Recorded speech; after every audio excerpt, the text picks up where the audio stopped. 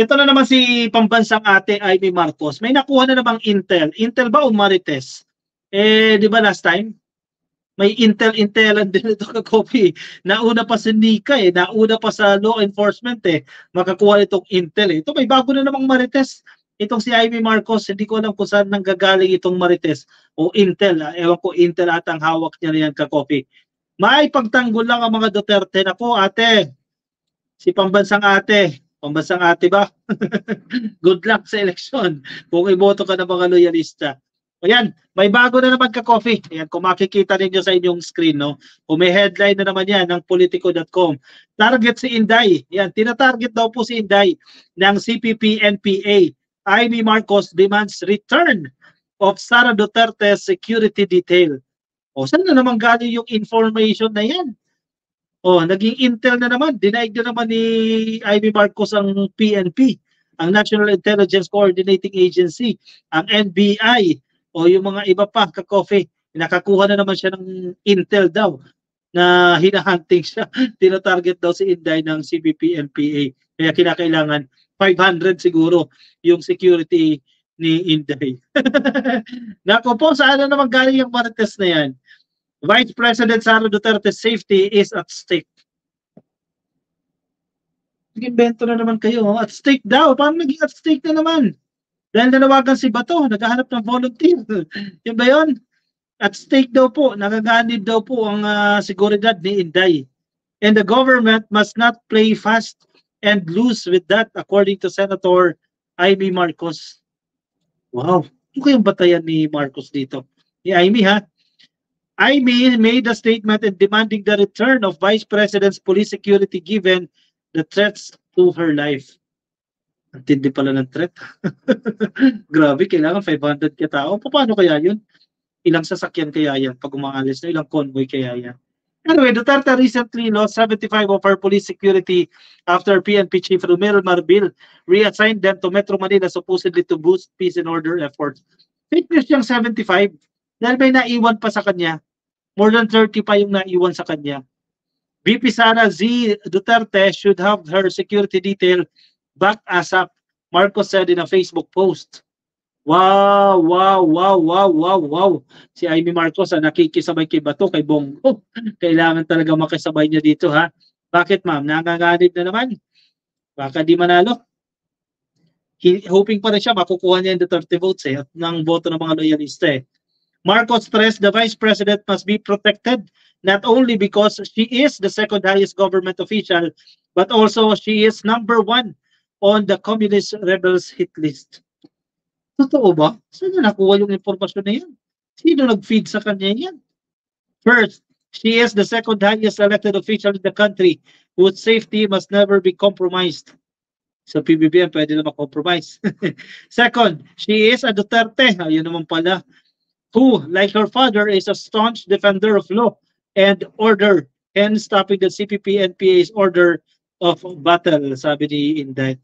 Wow, hero pala dapat Dahil defender pala ng batas at ng order si Tatay Digong. Marcos also took a swipe at Marbil, questioning his decision to pull out Duterte's police security. Sabi niya ha, at sino naman yung Romel Marbil? Ni hindi ko nga yan kilala sabi ni Amy Marcos. Bakit? Kailangan ba kilala niya? Siya ba ang pipili kung sino magiging PNP chief? Dapat kilala niya. Requirement ba yan? Isa ba yung prerequisite para maging PNP chief ka? Kailangan kilala ka muna ni Amy Marcos? Ganun ba yun? Parang illogical. ewan ko sa'yo ate. Sige, good luck sa'yo ate. Kung manalo ka, namamangka ka pa rin sa dalawang ilog, no? Yung mga loyalista, take note ka copy sa ginagawa dito ni Amy Marcos ito. Nako naman, Raul, buena, good morning ka coffee. Ito talaga si ate. Nanggigigil talaga ako dun sa kapatid na amuyong. Sabi ni Raul Bueno. Ano yung sabi ng amuyong? Hindi ko alam yung amuyong pero alam ko negative yung datingan nito base sa pagkakadeliver. Ano yung amuyong? Just thinking aloud, baka yung 438 na natira ay ghost employees like 9,000 na ghost students ng DepEd, sabi ni Josephine Coronel. Nabasa ko rin yan ka-coffee. Siyempre may mga analysis din, may mga komento din sa social media na kaya ano daw, kaya nagagalaite na binawasan siya dahil yung mga natira, baka ghost employees nga. Eh di wala na talagang matitira physically present, no? Dahil yung iba, hindi naman talaga totoong nag-exist. So, kaya ayan. Ngayon, malaking impact sa kanila yung pagbabawas. Hintayin nyo ang karma sa inyo mga DDS dahil hindi magwawagi ang kasamaan sa kabutihan, sabi ni Gilbert. Red, tapos ka na, Amy, doon ka na lang magbudol sa lugar mo. Saan ba? Sa Ilocos ba siya? Mambubudol. Bakit ba laging to the rescue si Madam kay Brati VP? Eh, yan eh. Siyempre, kailangan niya dahil beshi-beshi sila eh. Mag-best friend sila, kaya laging to the rescue talaga. Iyang si Amy Marcos. So, siyempre, kailangan niya i-please yung mga Duterte. Remember, ha? Kailangan niya ng boto ng mga Duterte. Pagdating ng eleksyon, hindi pwedeng wala niya dahil yan ang hope niya. Isa yan ang kanyang pag-asa. Dapat magpalit na lang siya ng apelyido, wag Marcos, sabi ni Rolly Untalan. Sa asawa niya dapat eh, pero hindi niya dinala yung apelyido ng asawa niya. Balesteros Suset, happy viewing po sa inyo. Ha? Alex V. Sausa, nakikinig po sa atin sa Facebook. Kay Joseph Hulaton, shoutout po sa inyo.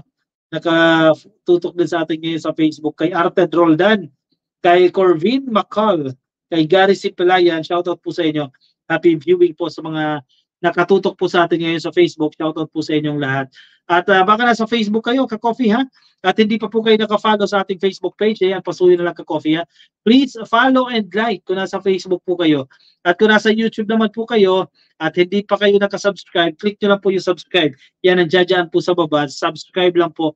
At i-like lang po yung video na yan para sa ating attendance check. Sabi ni Daryl Medina, ay may problem sobrang epal. Ayun na, yun ang nangyayari dyan. Epal nga talaga. VG, ay more power to you, ka-coffee. Thank you, thank you. Rosalinda, dapat sa Davao na lang siya tumira. Ang Amy na yan, nakakasawa na rin siya. Romsky, Dax, shoutout sa iyo, Romsky. Ha? Good evening din po kay Violeta Bermudo. Happy viewing po sa inyo. Kay Ma'am Violeta. Kay Paul Balaos, watching from Rome, dyan po sa Italia. Shoutout po sa inyo. O siya, sige. Kuha na kayo ng kape ka coffee at tayo mag-move on sa ating next topic.